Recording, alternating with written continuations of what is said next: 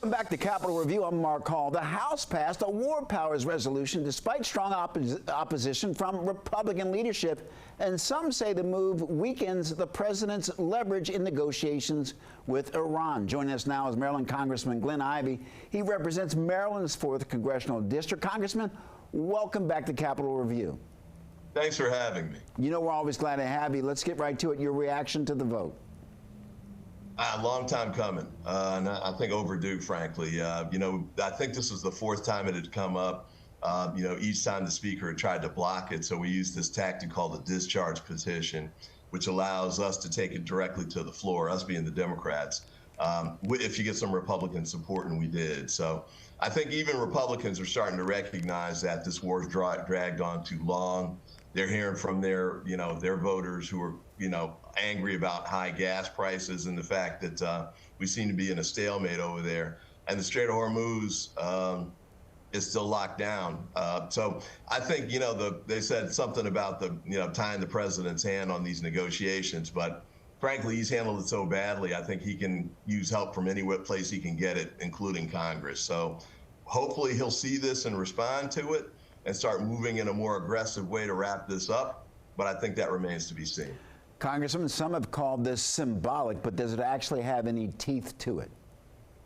Well, it's symbolic until it gets passed and into law. But I think the fact that it's moving in that direction, I think, does give it some teeth and put some pressure on the White House to figure it out, as well as the Senate, I think, too. But at the end of the day, I think the larger aspect of this is Republicans in the House and the Senate are starting to move away from Trump. They're starting to recognize that a lot of the things he's doing are just bad for the American people. They're forcing gas prices up, groceries are up, their utilities are going up, the corruption is out of control, and they're trying to separate themselves out from that. I think to the extent we can build on that in Congress, I think we can develop majorities that can actually turn things around and get him back from moving in the wrong direction.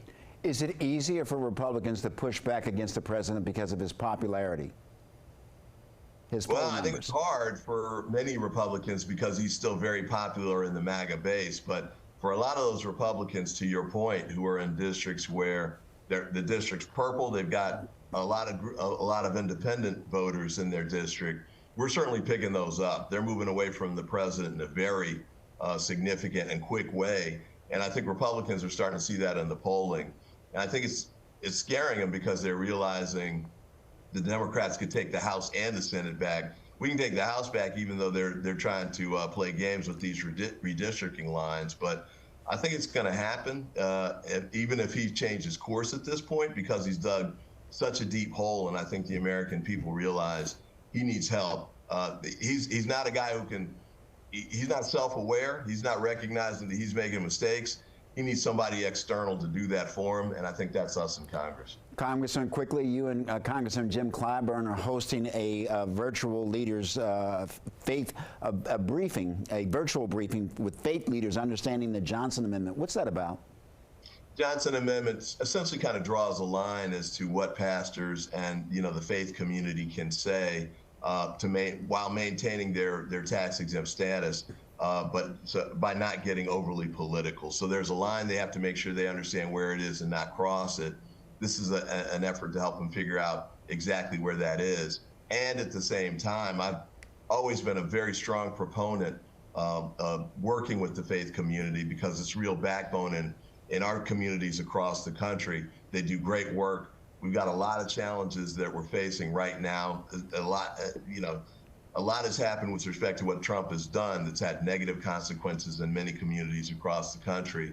We need to be on the same page and figuring out how to address that and work together to get it done. And that briefing takes place Monday, June 15. Congressman Glenn Ivey, thank you so very much for joining us. Thanks for having me.